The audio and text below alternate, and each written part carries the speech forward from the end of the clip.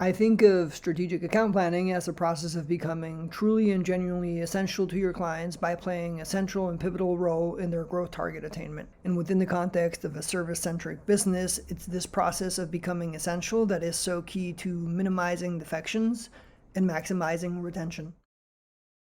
How do you become essential? Well, there are layers to it, but the two common themes are really rooted in strategic account planning and execution and delivery. The reality is that there are different types of plans out there. Some are very long and very detailed and work almost as a historical retrospective. Others are more condensed and concise. Longer formats tend to include a lot of supplementary detail that's more historical in nature. Because a plan articulates a go-forward strategy and narrows down focus to key tracks and themes that support it, there is limited value, in my opinion, in incorporating lots of historical background into the plan itself. So I prefer to strip things out like executive summaries designed to be a quick soundbite for executives very removed from the relationship with only a partial visibility into it. I can also do without high-level business overviews that explain market conditions and macroeconomic trends folks that own the relationship should already be aware of. Also, no real need to list out historical accomplishments and milestones that again are more of a historical look back than a go-forward plan, unless they are pillars on which you plan to build off of to either upsell or even cross-sell.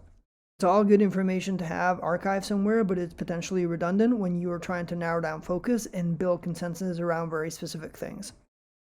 Your plan should be client-centric so that it naturally aligns you to and makes you central to your client's growth targets. That is a good place to be in that it organically makes the relationship more symbiotic and mutually beneficial. I think of it as a solar system with the client in the middle and your products and services, whatever those are, orbiting around it, sort of like this. And so a well thought out and executed plan is a competitive advantage and will 100% move you along the business value and relationship fit curve. If you think of your clients as accounts, they'll likely think of you as a vendor and no one benefits. This pyramid is widely used to illustrate this. Where you sit in it directly correlates to how much strategic planning you've done. In this context, failing to prepare means you're prepping to fail. It's no coincidence that businesses higher up in the pyramid do better at upselling and cross-selling than those further down. Now, planning and executing take time and so come with certain trade-offs. How much time you realistically spend planning, building a relationship, and then nurturing it really depends on two things. The overall fit, and by that I mean the strategic fit of both companies and the implicit trust that comes with that, and the upside, meaning unrealized growth potential. Think of it as an axis. You'll naturally be more invested if you are here versus here. Your plan should be client-centric, and the only way for it to be client-centric is for you to understand what the strategic direction of the business is and what key pillars that direction will be sustained on. It's best to just ask directly. Often folks will volunteer the information to the extent they know or can share.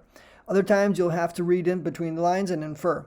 Think of it as a reciprocal and bidirectional feedback loop. The more they volunteer, the better you're able to help deliver against those goals, which in turn strengthens the relationship, opens up opportunity, and moves you in the trusted partner direction. And the better the feedback loop, the easier it becomes to map together core themes and the key pillars that support them, as well as core focus areas and the individual tracks and tasks that supplement and complement the goals and that are the foundation for the whole system itself. Here you can also define ownership, meaning what team is on the hook for delivering that specific track. This is important in that it reinforces the idea of collective ownership and helps create a sense of common purpose across what can be a distributed team that spans many different groups and orgs. From where I sit, everyone is a stakeholder, a partial owner, and responsible for the success of the relationship more broadly. I'll wrap up with a few key takeaways for a successful plan. Put the client first. Spell out key relationships to build and nurture. Leverage scorecards for quantitative reads.